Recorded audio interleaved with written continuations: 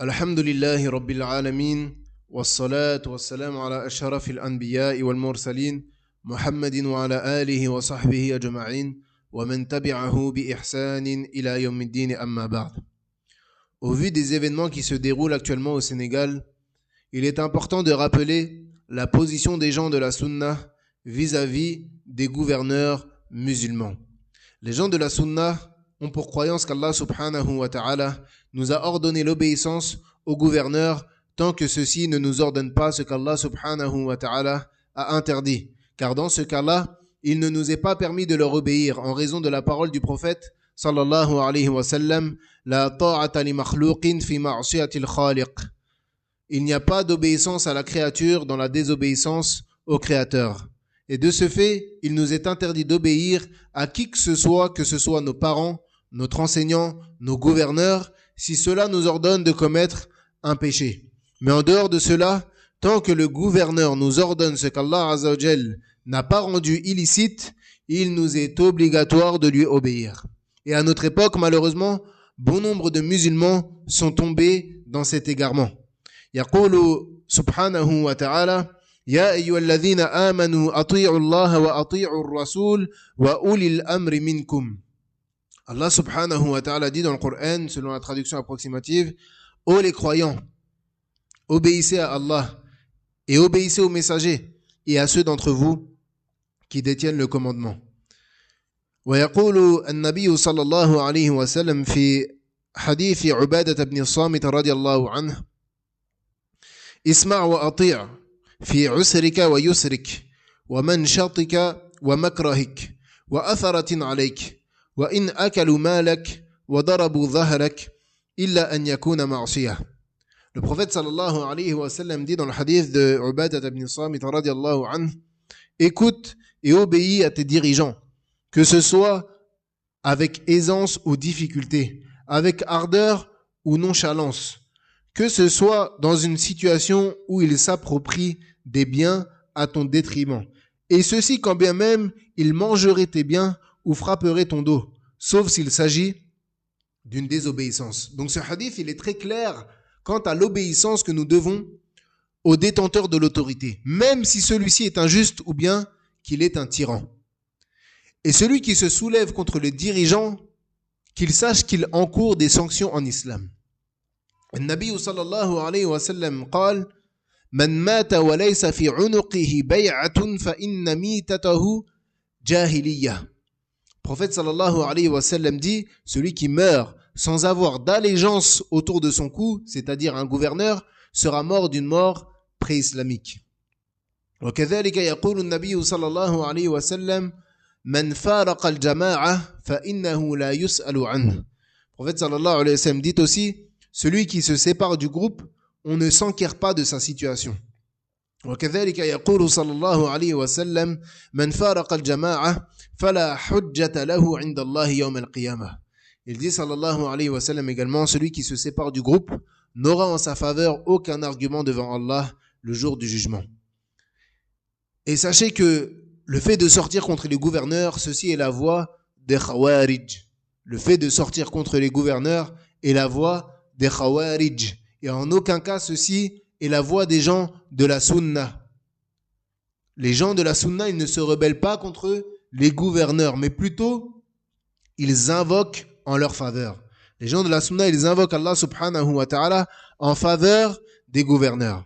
يقول الفضيل بن عياض رحمه الله لو كان لي دعوة ما جعلتها إلا في سلطان فأمرنا أن ندعو لهم بالصلاح ولم نؤمر أن ندعو عليهم وإن جاروا وظلموا لأن جورهم على أنفسهم وعلى المسلمين وصلاحهم لأنفسهم وللمسلمين. Al-Fudayl ibn Iyad rahimahullah dit, si j'avais une invocation exaucée, je la réserverais pour le gouverneur. En effet, nous avons reçu l'ordre d'invoquer en leur faveur et l'interdiction d'invoquer contre eux, même s'ils sont oppresseurs et injustes, car leur oppression leur est nuisible qu'à eux-mêmes ainsi qu'aux musulmans, et leur intégrité leur est profitable à eux-mêmes ainsi qu'aux musulmans. Et Cheikh al-Najmi rahimahullah a commenté la phrase d'Al-Fudayl ibn Iyad rahimahullah en disant, on nous a ordonné d'invoquer pour leur rectitude. Et on ne nous a pas demandé d'invoquer contre eux, même s'ils sont tyranniques et injustes, car leur tyrannie et leur injustice ne retombent que sur eux, alors que leur rectitude profite à eux ainsi qu'aux musulmans. Et également, les salafs avaient pour habitude de dire « إذا رأيت الرجل يدعو للسلطان فاعلم أنه صاحب سنة وإذا رأيته يدعو على السلطان فاعلم أنه صاحب بدعة » Un parmi les salafs avait pour habitude de dire « Si tu vois un homme qui invoque en faveur du gouverneur, sache que c'est un partisan de la sunna. Et si tu le vois invoquer contre le gouverneur, sache que c'est un partisan de la bid'a, de l'innovation. » Et parmi les fléaux de notre époque, qui ont touché notre époque, ce sont les manifestations. Les manifestations sont un fléau de notre époque. Et nul doute que les manifestations sont haram au vu de tout le mal et le désordre qui en découle. Aucun doute que les manifestations sont interdites en islam. Pourquoi ? Car l'islam est une religion d'ordre et non une religion de désordre. Et regardez ce qu'entraînent les manifestations. Des dégâts matériels, des blessés, parfois même des morts. Et qu'est-ce que les manifestations si ce n'est une rébellion contre le gouverneur ? Donc les manifestations n'ont aucun lien avec l'islam. Qui parmi les salafs a manifesté contre son gouverneur ? Les manifestations n'ont aucun lien avec l'islam authentique. Plutôt, elles font partie de la religion des mécréants. Les manifestations font partie de la religion des mécréants et non de la religion de l'islam. Et Cheikh Ibn Baz rahimallah a dit à propos des manifestations, « Je ne considère pas les manifestations d'hommes et de femmes comme un remède, mais plutôt comme une source de trouble, une cause de mal, une occasion pendant laquelle certains nuisent aux autres sans aucun droit. Cependant, les moyens légiférés de conseiller se font par l'écriture, par le bon conseil et par l'appel au bien en employant des manières saines. Ceci est la voie empruntée par les gens de science, par les compagnons du prophète sallallahu alayhi wa sallam et par ceux qui les ont suivis à la perfection. Ils conseillent en employant la meilleure manière, en écrivant à celui qui a commis une faute, au gouverneur ou au dirigeant. Ils le contactent, le conseillent de la meilleure façon, lui écrivent et cela sans faire de dénonciation sur les minbars en disant un tel a fait telle chose et il a fait du mal, etc. Et également, Cheikh Ubayd al-Jabiri rahimahullah a dit, le sunni, yani celui qui fait partie des gens de la sunna, fait ce qu'il peut pour améliorer l'environnement dans lequel il vit, en conformité avec les textes de la révélation. Yani, tu ne peux pas améliorer l'environnement dans lequel tu vis sans être en concordance avec les textes de la révélation. Qu'est-ce que tu vas améliorer en employant des moyens non légiférés? Donc il dit, rahimallah, le sunni fait ce qu'il peut pour améliorer l'environnement dans lequel il vit en conformité avec les textes de la révélation.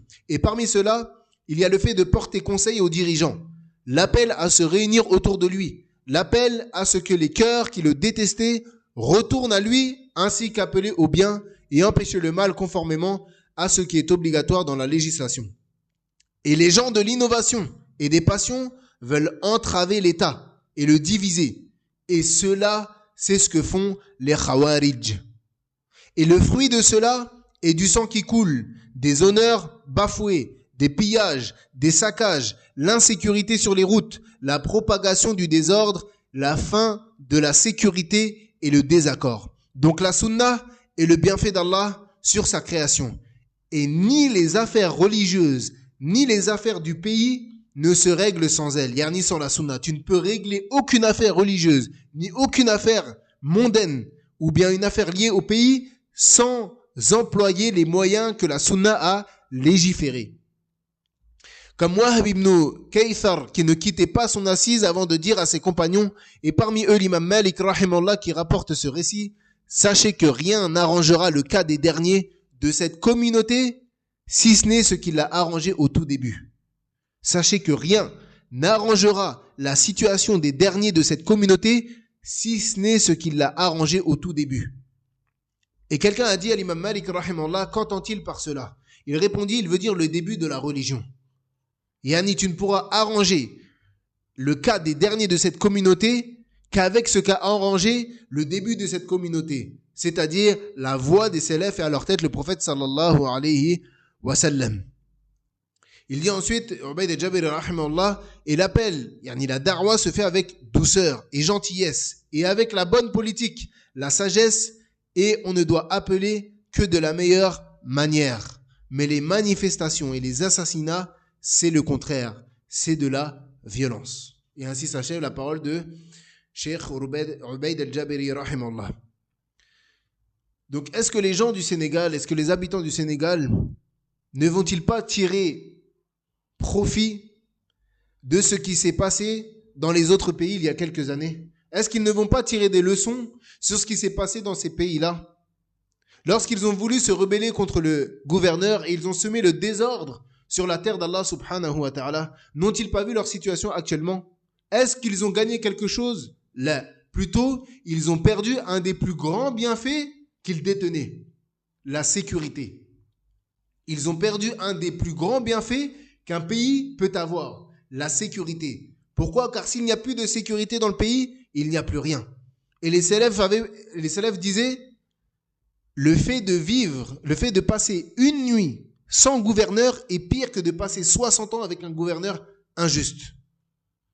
Donc, on enjoint aux gens du Sénégal de craindre Allah subhanahu wa ta'ala vis-à-vis de leur gouverneur et de se conformer à la voie des pieux prédécesseurs, de se conformer à la sunna du prophète sallallahu alayhi wa sallam et de ne pas utiliser des moyens non légiférés pour essayer d'obtenir certaines choses. Pourquoi? Car comme Wahb ibn Kaythar a dit, rien n'arrangera la situation des derniers si ce n'est ce qu'il a arrangé au tout début, c'est-à-dire le fait de se cramponner à la voie des pieux prédécesseurs et à leur tête le prophète sallallahu alayhi wa sallam. Wallahu a'lam wa sallallahu ala nabiyyina Muhammadin wa ala alihi wa sahbihi ajma'in. سبحانك اللهم وبحمدك أشهد أن لا إله إلا أنت أستغفرك وأتوب إليك